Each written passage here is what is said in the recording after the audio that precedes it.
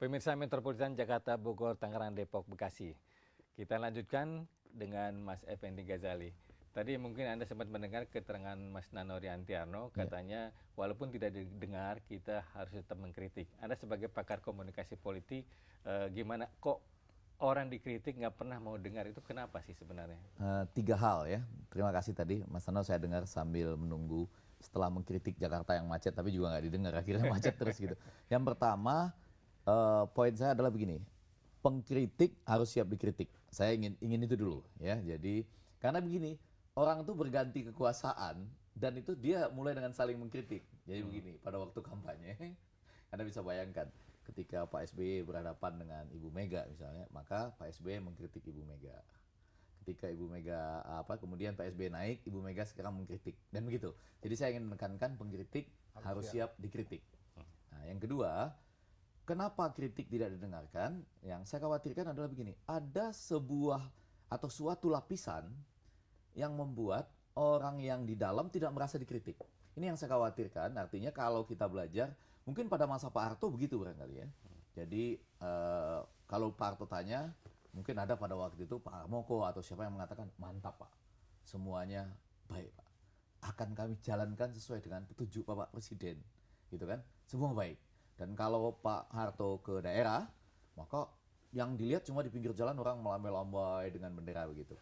Nah, poin saya yang ketiga, saya khawatir. Tadi ya disebut oleh Mas Nano, dan menurut saya itu puncak dari persoalan yang ada di kita. Jadi ada, mungkin minggu ini sudah menjadi minggu ke-171 itu. Ibu-ibu korban pelanggaran HAM. Anda sebutlah Trisakti, Semanggi 1, Semanggi 2, Talang Sari, Priok, dan segala. Mereka ada kelompoknya.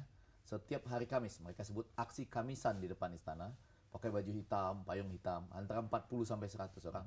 Itu 171 minggu sampai hari ini, setiap Kamis. 171 bagi 52 udah 3 tahun lebih gitu ya. Selalu berusaha menanyakan ke Pak Presiden kapan kami bisa diterima supaya persoalan kami tuntas. Tidak dijawab sama sekali.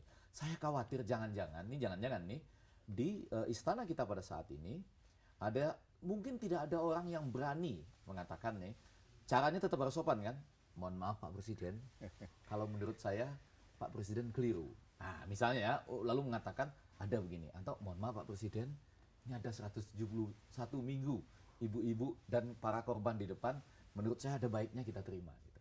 Nah, kalau tidak ada orang yang memberanikan diri untuk itu, mengatakan Bapak keliru, mohon maaf saya berargumentasi, poinnya adalah begini-gini, maka kritik tidak didengar dan kemudian akan menjadi merugikan bagi misalnya, walaupun seorang presiden misalnya adalah orang yang baik, yang ingin dekat dengan rakyatnya, tapi kalau ada lapisan yang menutup kritik ini, maka dia seakan-akan tidak mendengar kritik. Tapi kan kayak pimpinan negara itu kan punya banyak mata dan telinga. Dan saya kira konon kan Bapak Presiden SBY ini senang membaca, menonton televisi, pasti ada di pemberitaan.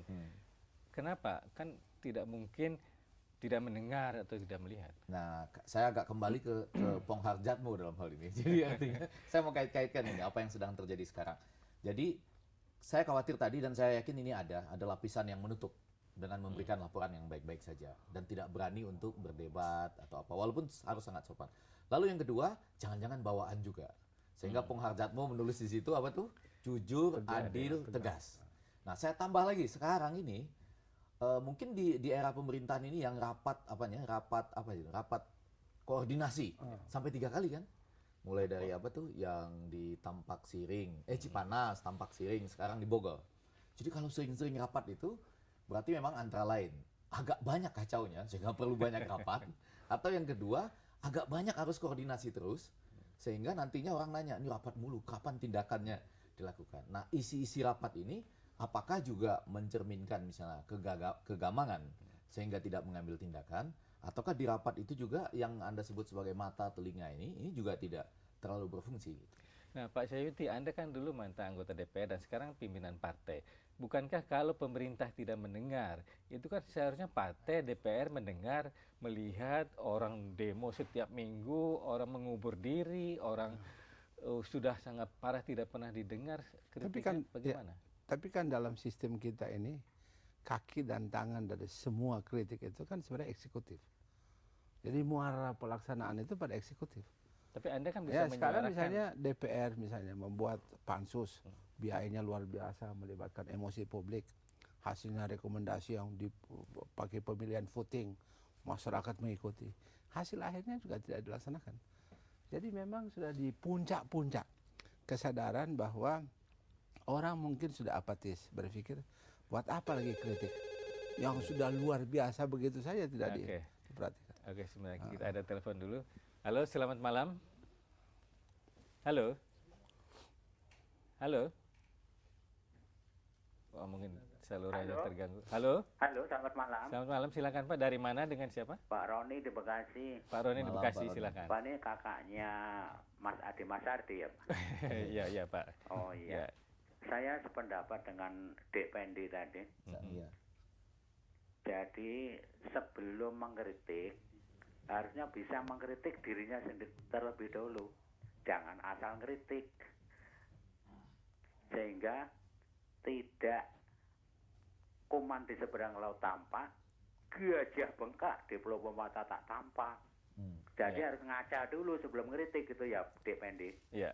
Iya, Iya, zaman Pak. sekarang itu ada asal serang aja antara politisi. Itu sungguh saya sangat sayangkan. Boleh mengkritik, tapi harus bisa mengkritik dirinya sendiri terlebih Iya. dahulu gitu Baik, loh. baik Pak Roni. Iya. Baik, terima Terus kasih. boleh sedikit lagi. Iya. Memang saya juga sangat tidak sependapat dengan kebijakan pemerintah konversi minyak ke gas. Itu sungguh kebijakan yang terburu-buru tanpa pikir panjang, sehingga rakyat yang jadi korban, rakyat yang jadi tumbal, jadi kelinci percobaan. Gitu, terima kasih. Baik Pak Roni, terima kasih. Silakan Mas Effendi. Ya, Pak Roni tadi saya dua sisi ya. Maksud saya setuju. Setiap orang yang mengkritik, kita kalau mengkritik itu harus siap dikritik dan melihat juga poinnya. Dan mudah-mudahan tidak demi sebuah afiliasi tertentu. Jadi kalau saya ditanya orang, Anda kelihatannya selalu mengkritik Pak SBY, enggak. Saya mulai mengkritik sejak zaman Pak Harto.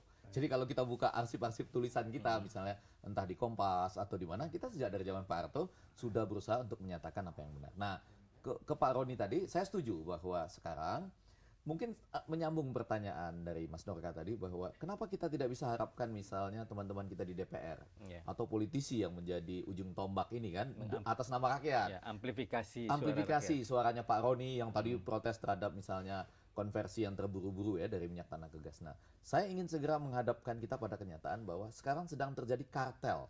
Anda boleh percaya atau tidak, kenyataannya demikian antara penguasa dengan pengusaha. Yang antara lain berakibat juga bahwa media kita tidak efektif juga. Jadi media juga tidak efektif menyampaikan kritik. Ini luar biasa, terima kasih Jak TV membuka kesempatan seperti ini. Tetapi di beberapa media lain, belajar dari pengalaman negara lain juga demikian, kalau ada isu-isu tertentu mereka tidak membiarkan itu muncul di media. Antara lain, isu mengenai pemilik perusahaan misalnya, yang menguasai televisi misalnya, itu nggak akan muncul. Kemudian juga isu-isu di mana dianggap oleh pemilik media akan tidak aman dalam hubungannya dengan penguasa yang akan mengganggu bisnisnya, itu juga tidak muncul. Coba Anda bayangkan, saya nggak habis pikir, Mas Norka, ini juga teman kita dulu di DPR ya, bahwa berapa banyak energi waktu yang dihabiskan oleh kita, media dan anggota DPR untuk Pansus Senturi, dan terang-terang tercatat dalam sejarah, kemenangannya adalah opsi C, dengan rekomendasi nama-nama, siapa yang harus diperiksa dan segala macam. Dan sampai hari ini, anggota DPR kita, dan mungkin bahkan juga para pengkritik dan media, itu seperti mengalami yang saya sebut split personality. Jadi kita pernah marah, kita pernah kesel, tetapi sekarang kita seperti melupakan itu. Oke. Nah gini. Oke. Baiklah Mas Effendi, kita terima telepon dulu. Halo, selamat malam. Halo, malam Pak. Dengan siapa, dari mana? Dari Pak Simbolon. Dari? Di Grogol, Pak. Di Grogol, ya silakan Pak Simbolon. Iya, saya mau komentar soal kritik ini, Pak. Jadi, kalau saya lihat percuma kita mengkritik kalau tidak didengarkan, Pak. Jadi, jadi anggota DPR sama pemerintah itu sama aja saya lihat. Ya. Soal misalnya rumah aspirasi itu, Pak. Sebenarnya kalau aspirasi itu bisa dilihat di berita, bisa dilihat di koran, Iya. gitu kan. Jadi nggak perlu harus diantar ke rumah gitu kan. Ya baik Pak. Iya, saya rasa itu harus poinnya di situ loh. Iya baik. Baik Pak Simbolon, terima Iya. kasih. Sebelum dijawab, kita rehat sejenak. Pemirsa, tetaplah di JAK TV dengan Komedi Putar Indonesia.